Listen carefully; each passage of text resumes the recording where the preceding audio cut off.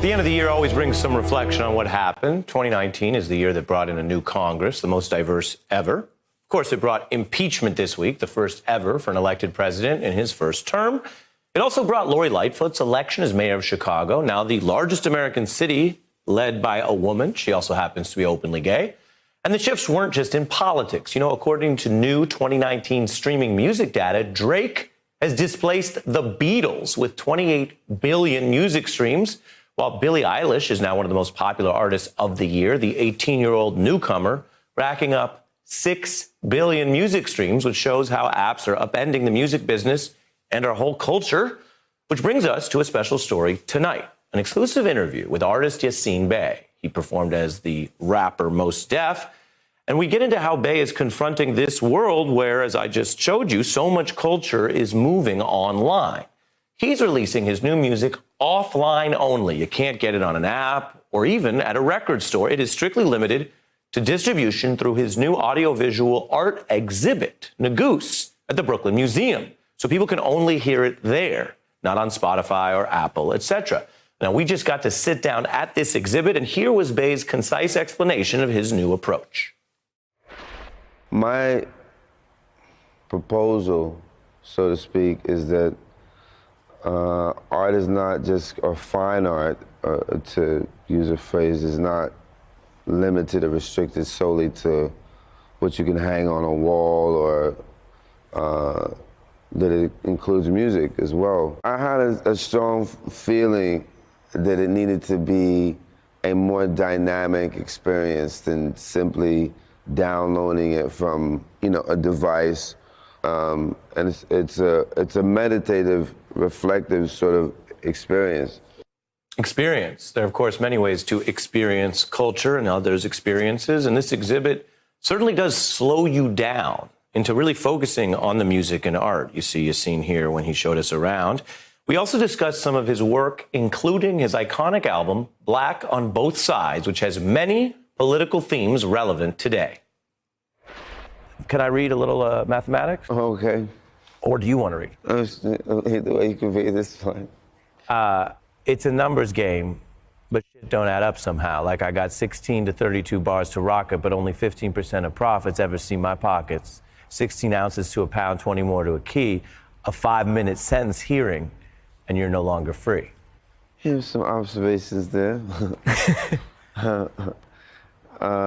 But now you got mainstream. You even have some Republicans saying, yeah, 5 minutes, years taken out of people's lives. We gotta revise this. Yeah, definitely was commenting and remarking on the world that I saw around me from, I think, a fairly unique, sharp perspective. Growing up in New York City, I got access to a lot of powerful vibrations and some stark realities as well, a very singular type of experience, to say the least.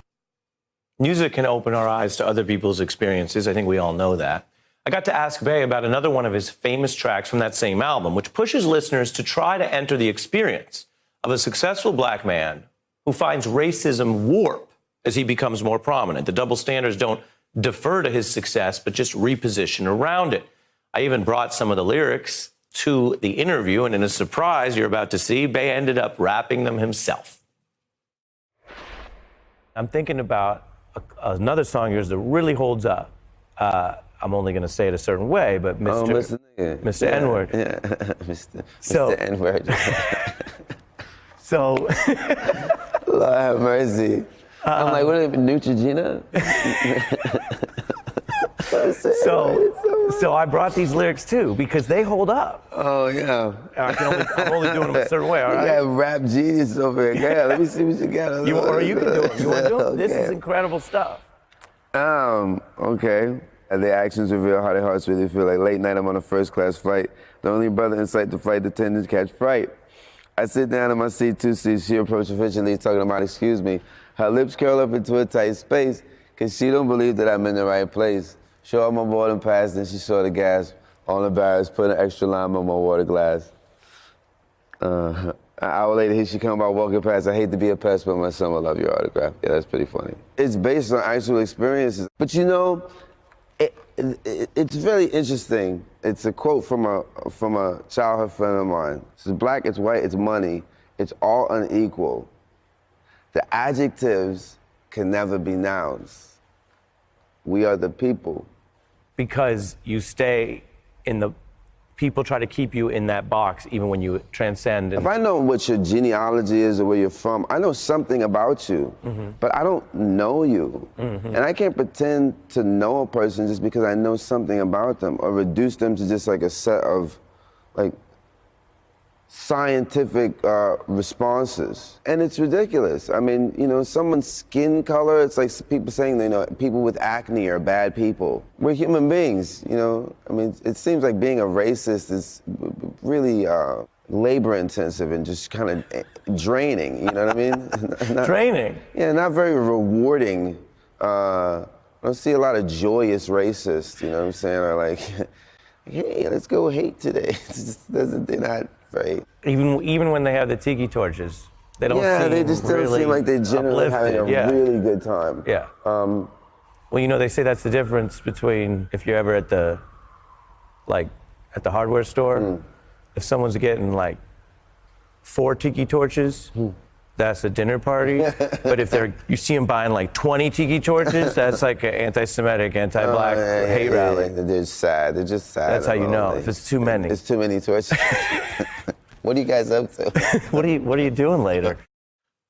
Too many tiki torches. Watch out for that. Now, finally, I got to ask this famously conscious musician about today's political moment, and he had a response that after this long week and maybe this long year marks something of our last word tonight.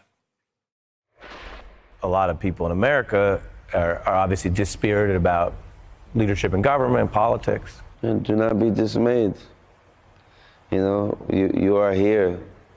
So there's an opportunity to do something beautiful today. So be great today. As great as you can, you know, personal best. You know, be, as that it says in that poem, The Desiderata, be cheerful, strive to be happy. It's you know, life, you know, it's that old life is what you make it. So darling, my dear, try and make it. I know that you can. Hey, I'm Ari Melber from MSNBC. You can see more of our videos right here, or better yet, subscribe to our YouTube channel below. You could have been anywhere in the world, but you're here with us, and we appreciate that.